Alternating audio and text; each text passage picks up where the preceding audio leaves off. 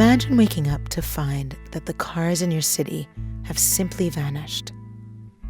Instead of fuel exhaust, you might smell the flowers or the sea. Instead of roaring engines, you might hear birdsong. Everywhere you look, meanwhile, there's a newfound abundance of calm and space. The wide lanes, the parking lots, the open curbsides. Everything is now a blank slate. We are pedestrians, human beings. We could say, walking animals. The way birds need to fly or deer need to run, we need to walk, not in order to survive. We could survive inside an apartment all our lives. We need to walk in order to be happy. A city model is only a means to a way of life. And I believe that at any income level, good city can make people much happier. It's super important for us as biological human beings to use our bodies on a daily basis. So actually cities that will make us feel happier and be healthier are greener. They require us to move. They don't require us to sit in transport unnecessarily at all. But for so long, we've really planned as though there's going to be one choice, and that is to own a car and to have each person get in their own car for every trip. We take, I think, an average of about 7 or 8 trips a day. So to think that each person needs to have not just their car, but a parking space attached to every place they might want to go in the course of the day is just disastrous for our cities. Yes, there are many multiples times more parking spaces in this country than there actually are vehicles, reflecting this planning philosophy of I have to have my car with me at all times. And so reducing parking requirements makes housing more affordable. It also reduces the likelihood of car ownership among the people who live in that building and increases the likelihood that they're going to use sustainable transportation options like shared mobility, like transit, walking and cycling as their preferred way of getting around. With more than half the world's population living in cities, there are a few commodities more valuable than urban space. To fill this space, we must decide what we value most. Is it speed, parking, and personal convenience? Or health, green spaces, and social life? And when new technologies arise, will we continue to design for the machine or for the human and the planet it's meant to serve? For Singapore, one of our key challenges is land constraint.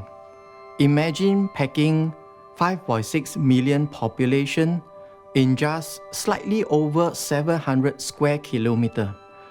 Already 12% of the land is allocated for road infrastructure, as compared to 14% in housing.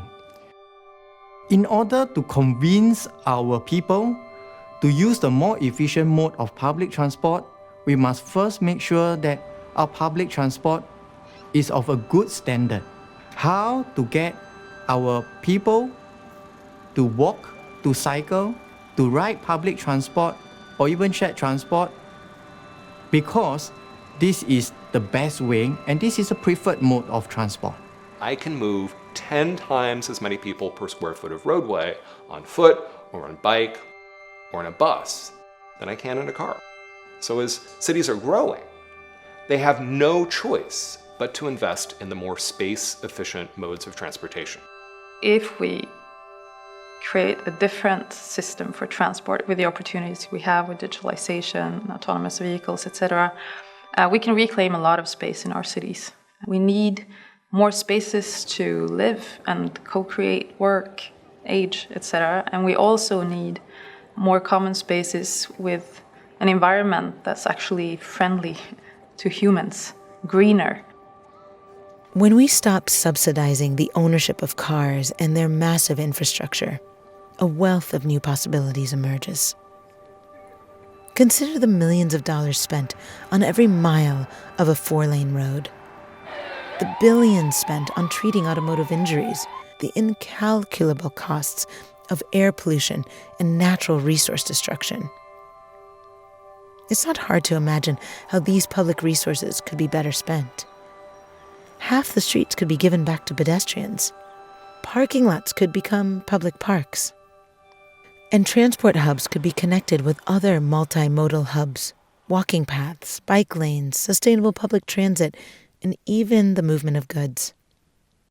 And I think there's an opportunity now with certain kinds of tech around mobility, and I'm using tech in the broadest sense of the word, to build in this way that we can prototype and iterate more human-centered, place-centered, iterative, adaptable, lightweight infrastructure that to some extent enables us to adapt our way through the technological and cultural changes. All of those things are relatively adaptable and lightweight. They can kind of fit on top of existing infrastructure, or you can build quite lightweight stuff that you can shift later. That's an opportunity to rethink the way that we just do the planning around cities, taking advantage of these things. And what we see in some cities, like Madrid, for example, where we are live, there's not a lot of bike lanes. But what is really interesting about Madrid is that they've actually set a goal that they're going to close down the streets for cars in the next few years. And only like service vehicles and such are going to be able to travel on the roads of the city center of Madrid, which I think is very progressive and very, very interesting. They don't even have bike lanes now, but they're actually gonna remove all the cars in the next few years. And what typically happens is that streets open up. When you remove the cars, they become friendlier for people, so you get opportunities to have other types of businesses, other types of public spaces for people. And the benefits are multiple. Healthier people, more attractive cities to live and work in. So Copenhagen has done that. Stockholm has some good parts where they are really moving in that direction. Amsterdam, I think there are many cities that are good examples of this. Some cities have already begun this necessary shift. In Oslo, Barcelona, and across the Netherlands, private cars are beginning to be banned entirely from city centers. Policies like these that promote car-free cities, more human-powered transport, and smaller, more efficient vehicles are all promising places to start. We know that urban density increases economic activity and that foot traffic is the lifeblood of urban retail. What could better serve all of these needs than the simplest solution of all, a return to more walkable cities? People who have greater mobility options besides cars tend to be thinner. They tend to be in better physical condition. There is actually a correlation between transportation and public health. For example, they put a new mass transit system in Charlotte, and they did a before and after study, and they found that people who lived within a certain distance of that new transit line lost weight. Barcelona is involved in an urban mobility plan. The main aspects of this urban mobility plan is to liberate the maximum public space today related with mobility. We need to include the leisures, the interchange, the culture, the democracy. They are the citizen rights that we want include in our city inside of a new urban cell in the superblocks. The superblocks is like a little village. Our interest is how the economy grow up, at the same time how the relationship between the citizens increase also. In the case of the pilot superblock in Poblenou, the number of activities developed for the citizens is at the moment more than 200 new activities. The key aspect of the superblock is the speed. The maximum speed is 10 kilometers per hour. Then all the vulnerable people are included in our city.